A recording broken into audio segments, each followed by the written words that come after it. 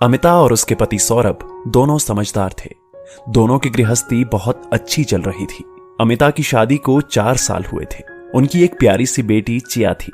अमिता के पति सौरभ की 2 बड़ी बहनें थीं। सौरभ सबसे छोटा था और अमिता अपने माता पिता की इकलौती लाडली संतान थी। उसे माता पिता से बहुत अच्छे संस्कार मिले थे। अमिता के सास ससुर बहुत अच्छे थे। दोनों ही अमिता को बहुत प्यार करते थे और बेटी के समान ही समझते थे। और दोनों ननदें भी बहुत अच्छी थी। अमिता अपने पति के साथ गुरुग्राम में रहती थी। सास ससुर और ननदें आते जाते रहते थे। रिश्तों में प्यार था। अचानक एक रात सौरभ के पापा को दिल का दौरा पड़ा। सौरभ की मम्मी का फोन आया तो सौरभ और अमिता तुरंत निकल पड़े। लेकिन उनके वहां पहुंचने से पहले ही सौरभ के पापा का स्वर्गवास हो चुका था। सौरभ की बहनें भी पहुंच गई। सबका रो रो कर बुरा हाल था। सौरभ और अमिता ही सबको संभाल रहे थे। 13वीं के बाद अमिता ने सासू मां को साथ ले जाने की पूरी तैयारी कर ली। तभी अमिता की ननदें बोली, मम्मी कुछ दिन हमारे साथ रहने चलो, कुछ चेंज हो जाएगा, फिर सौरभ के पास रहने चले जाना।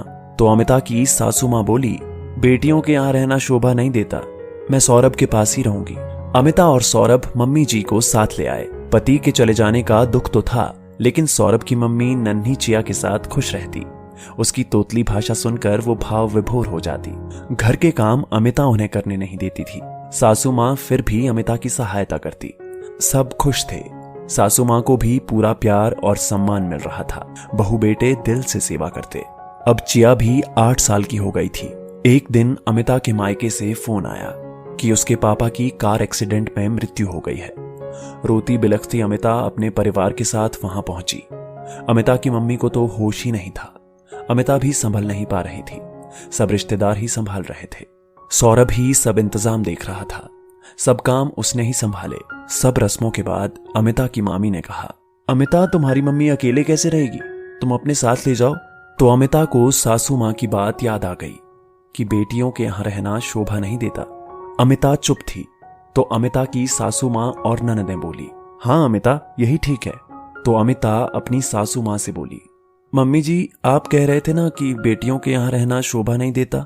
तो सासू मां बोली, पगली मैं वो अपने लिए कह रही थी, क्योंकि मेरे बेटा बहू हैं तो मैं बेटियों के घर क्यों जाऊं।